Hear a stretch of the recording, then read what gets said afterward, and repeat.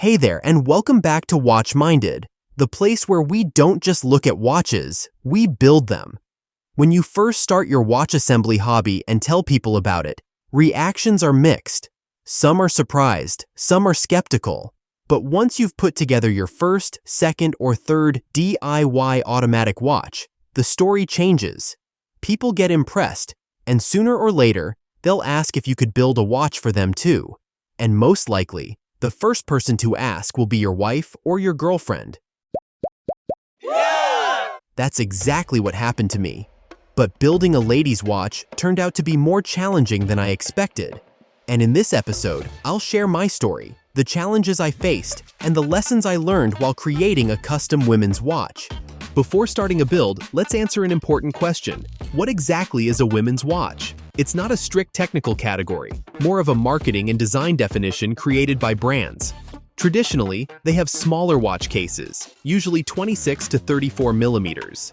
Modern women's watches often go larger, up to 38 millimeters. Design language plays a huge role. You'll often see pastel or champagne dials, mother-of-pearl textures, or Roman numerals instead of lume. Cases are slimmer, bracelets more jewelry-like, and materials often polished steel, ceramic, or gold plating. When it comes to movements, many brands use quartz for slimness, lightweight, and low maintenance. In higher-end pieces, you'll still find mechanical calibers, but they tend to be compact automatics designed for smaller cases. And finally, marketing. Women's watches are often sold less as rugged tools and more as style pieces. Ads emphasize elegance, lifestyle, or celebrity ambassadors rather than technical specs. Mechanically, they're often no different from men's watches. It's mostly the sizing and styling that separate them. And today, with the unisex trend growing, many women choose to wear so-called men's watches in 36 to 38 millimeters, proving that these categories are more flexible than ever. Now, let's do a reality check when it comes to custom builds and Seiko mods. If you've ever sourced parts for men's watches, you know how easy it is. Open AliExpress and you're met with endless cases, dials, hands, and bezels. You can build divers, classics, military styles, sport models, field watches. The options are endless. But if you start looking for parts for a women's watch, for your wife, your girlfriend, or even just a smaller wrist build, the story flips. Suddenly, the selection becomes very limited. And the reason is simple. The Seiko modding is typically a men's hobby. Most of the DIY modding culture grew around Seiko divers and sports watches, typically in men's case sizes. Since the majority of modders are men, suppliers naturally cater to that demand, focusing on larger cases and bolder styles. The good news is that trends are changing. More and more unisex cases are now appearing in the 36 to 38 millimeter range, which fit smaller wrists comfortably while still appealing to men. This opens up new possibilities for women's builds too. And here's where my own story begins, and why you'll want to hear it before you start shopping for women's watch parts on AliExpress. It might save you some money.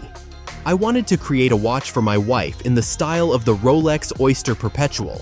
I picked a 36 millimeter case, and instead of the classic Oyster bracelet, I chose a Jubilee, but with a smaller clasp, hoping it would sit more comfortably on a smaller wrist.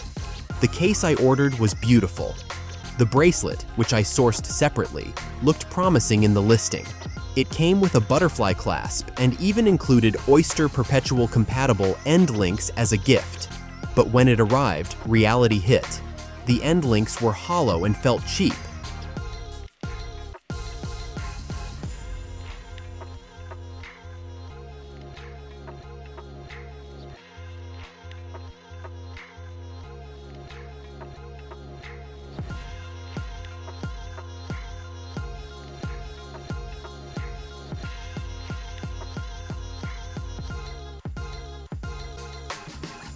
So I decided not to use it. I ordered another bracelet with solid end links and a smaller Rolex-style clasp. This time, I thought I had it figured out, but when it came, the finish was darker than the case, the shine was dull, and worst of all, the clasp was so stiff that I could only open it with a screwdriver.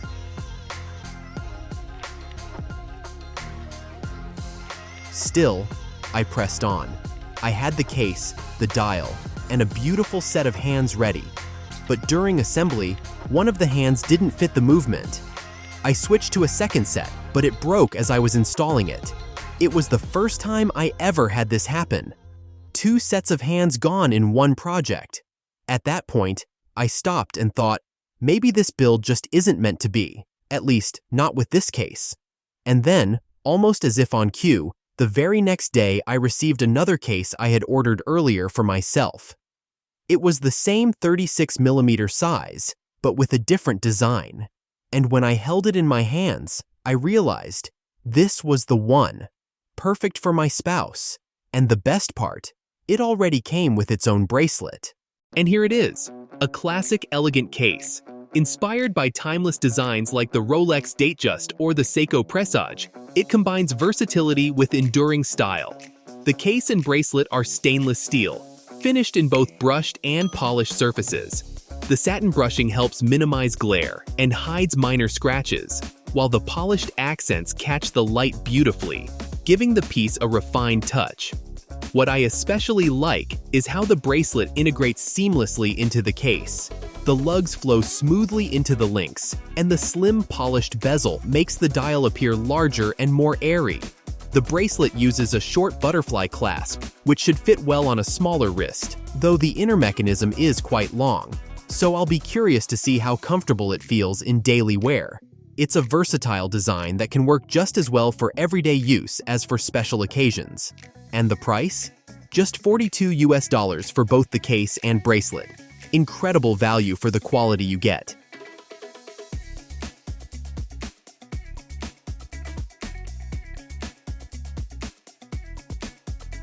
Let's talk dimensions.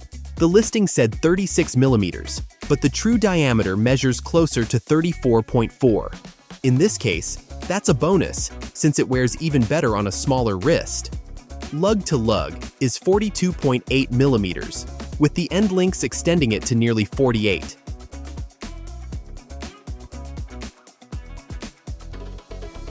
The thickness is 12mm, a solid size that works perfectly with NH series movements.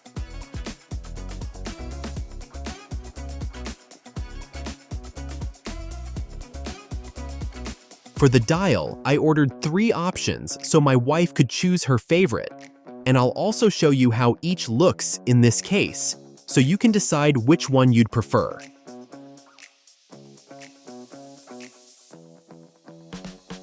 The first is a deep red sunburst dial. It has a subtle play of light and polished silver Roman numerals, balanced with simple rectangular indices. At 3 o'clock, there's a framed date window. On AliExpress, the red looked brighter, but in person, it's darker and richer. And honestly, I like it even more. The second dial is light blue, fresh, playful, and elegant, with polished indices and white inlays that sparkle like jewelry. It has a bright, modern feel that really pops against the steel case. And the third is bold, a tropical green dial with palm leaf patterns. It's vibrant and lively, bringing a sense of summer and nature straight to the wrist.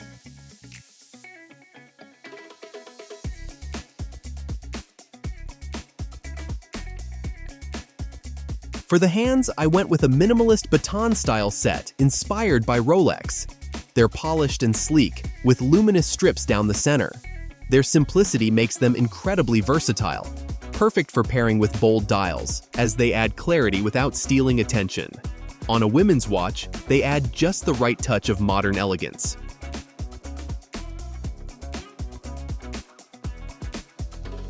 For the movement, the choice was clear.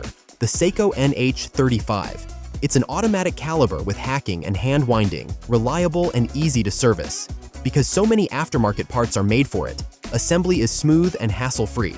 The NH35 makes the watch not just stylish, but also durable and dependable. A solid choice for a daily wearer.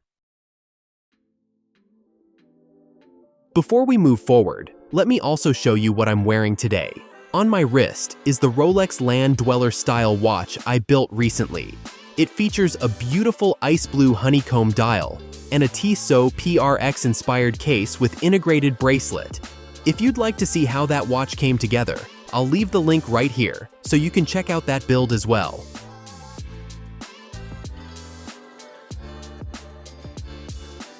To test how each dial looks in the case, I simply unscrewed the first bracelet links. Sure, I could have removed the end links, but honestly, I don't enjoy that process. Unscrewing the links is quicker and easier for me. Maybe one day I'll get the proper tool, but for now, this method works. All the links to the parts and tools I used are in the description below.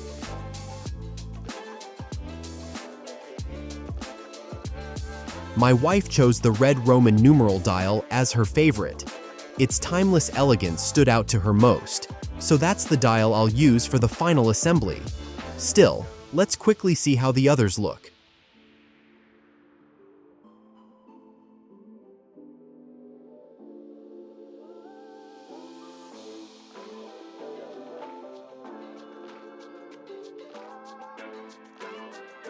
The green palm dial transforms the case into something lively and unique, blending classic steel with a playful natural theme.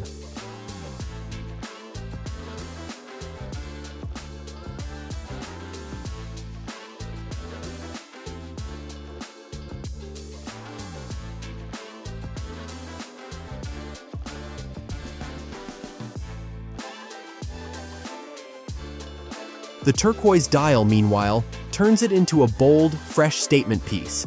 Stylish and confident, perfect for daily wear.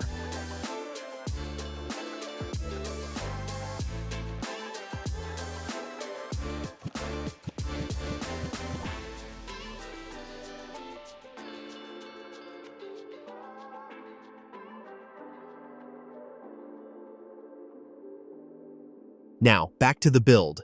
I'll go through the steps quickly here. If you want a detailed breakdown, check out my step-by-step guide to building your own DIY watch, linked on the channel. First, we prepare the dial.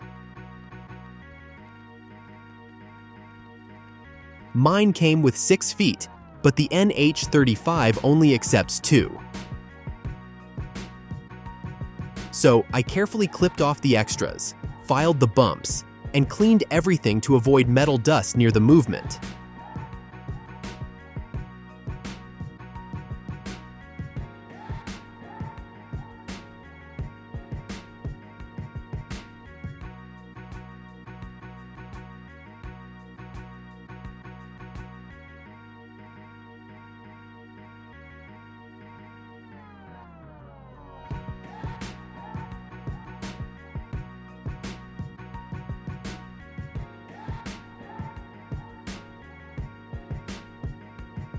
Next, I advanced the crown until the date jumped. That's midnight.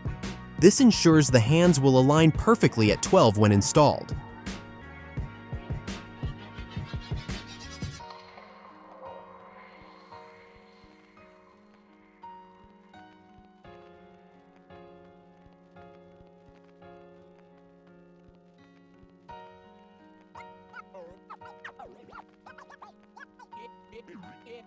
With the dial seated flush, I installed the hands, hour, minute, and second.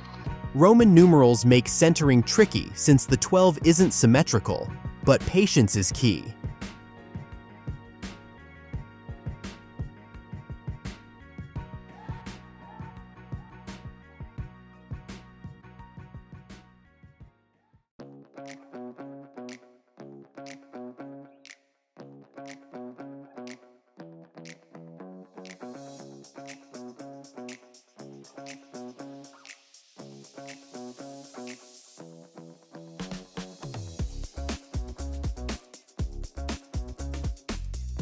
In the beginning, installing the hands was a real challenge, but with practice, the process has become smooth and natural. Now, let's check how the hands move and make sure they don't touch each other.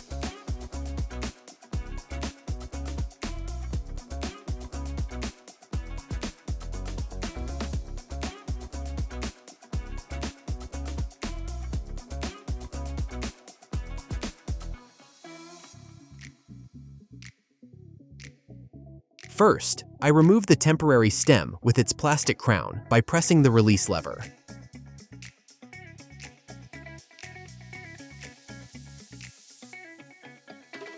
Then I carefully lower the movement into the case.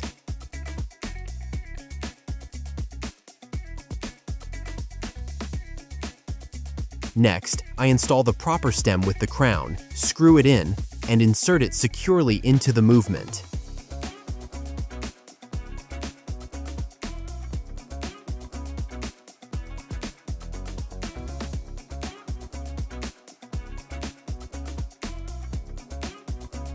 As usual, the stem was a bit long, so I trimmed it, reinserted, and tested again.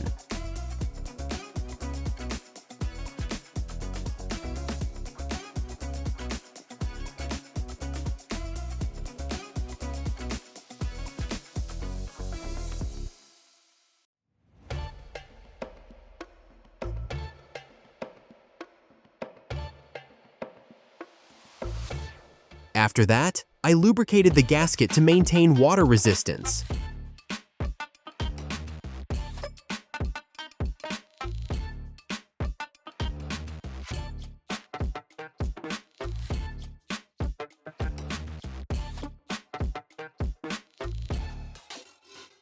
Screwed the case back and secured the bracelet with a screwdriver.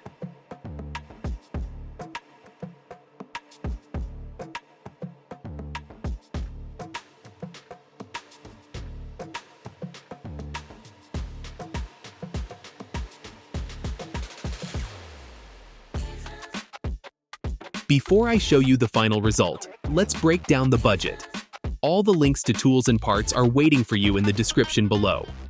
Case, $42, and that includes the bracelet. Dial, $9. Hands, $9. Movement, Seiko NH35, $52. That brings the total cost to just $112. And here is the final result of the assembly.